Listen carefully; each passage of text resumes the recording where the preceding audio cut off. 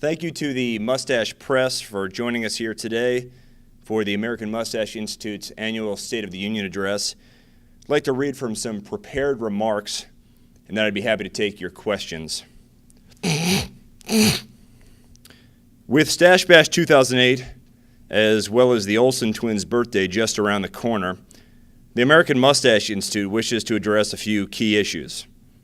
First, Stache Bash, the only truly global celebration of the Mustached American benefiting Challenger Baseball, a baseball league for disabled children, will be October 25th in downtown St. Louis at the Lumiere Casino, which sits in the shadow of the world's largest mustache, the St. Louis Gateway Arch.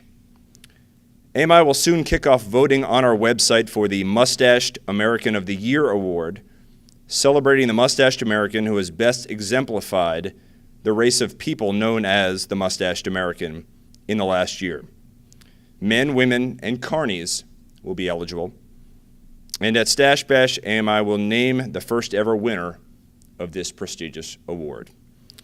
We will also be making our much anticipated presidential endorsement at Stache Bash, as the Mustached American community has made it clear they are searching for guidance. Finally, an administrative note, Dr. Daniel Callahan, AMI's Director of Research, has added new responsibilities and will now also be responsible for tanning strategies. And Associate Creative Writer Gertrude Wiseman has been shot for owning a cat and listening to horrific Dave Navarro music. At this point, I'd like to open it up for any questions. Stretch? Yes, what can you tell me about the details of Stache Bash? Again, Stache Bash, October 25th, Lumiere Casino in downtown St. Louis. We're expecting about 1,000 people to attend. There will soon be information on our website, AmericanMustacheInstitute.org. It will be $25 to get in, which will include 3 live bands, including The Takedown, Vijay Rao and the Removers, and possibly the band Mustache out of Minneapolis. You'll also get a $5 coupon for gaming at the casino, as well as an open bar and a few mustache games and things like that. Joe Bob. Dr. Flew, we've never really been told how the American Mustache Institute was formed. In the 1960s, after we had experienced a very clean-cut Americana during the late 1940s and 50s, there was some discomfort within the Kennedy administration over a growing mustached community in America. As a result, the 1965 Voting Rights Act had a little-known rider on it called the Federal Mustache Tax Amendment. And what that amendment did was place a 3% tax levy on any mustached American, and if that mustached American had a mustached spouse, an additional 2% levy.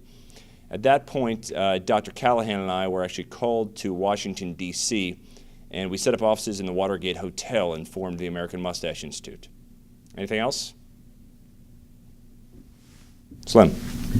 Yes, doctor. Is it true that every time a mustache is shaved, an angel in heaven dies and falls to the earth?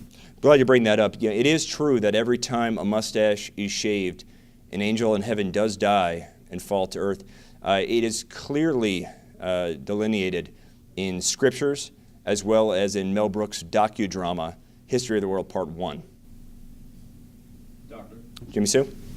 We've heard rumors that AMI will be aligning itself with corporate sponsors this year. In your opinion, won't that cheapen the work that you're doing to campaign for the Mustache American? As of now, we don't have any plans to align ourselves with any kind of corporate sponsors. Yeah, but I will say, obviously we interact a lot. You've been covering the Institute for 7 years now, and you look a little tense. And possibly I could offer you some smooth, delicious Captain Morgan's Original Spiced Rum. It's one of the finest tasting original spiced rum on the market, and of course, the mustached American prefers nothing more. Excuse me, my good man. Would you work with Captain Morgan's if they were to come to the table? First off, you are welcome to refer to me as Dr. Perlett. I'd say this. Under Dr. Callahan's guidance, the American Mustache Institute Research Department has done a tremendous amount of research into many of the various captains that are out there.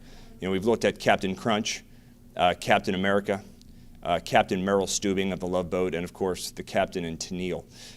We have found that the only true captain is Captain Morgan, and of course Captain Morgan's original spiced rum. And I got to tell you, you look like you could use a little captain in you. Silly Jay, what's up? So now you're not working with any corporate sponsors with the Stache Bash? No, apparently you didn't hear what I had to say before, but no, we are not working with any corporate sponsors right now. But I will say that Captain Morgan's original spice rum is, it's aged to be mellow and enhanced with fruit flavors and spices and balanced with just the right hint of vanilla that certainly tends to reach the taste buds of the mustached Americans. So we would certainly entertain any offers that Captain Morgan's original spice rum might have to make to the American Mustache Institute. Any other questions? Well, thank you. I appreciate you coming. With that, it's time to wrap things up. Thank you for attending. If you have any other questions, of course, you can always visit the American Mustache Institute online at americanmustacheinstitute.org. You can reach us at our toll-free number, 877-STACHE-1, or via email, info@americanmustacheinstitute.org. We look forward to seeing you all at Stache Bash, and just keep in mind that a mustache is a terrible thing to shave. Carry on.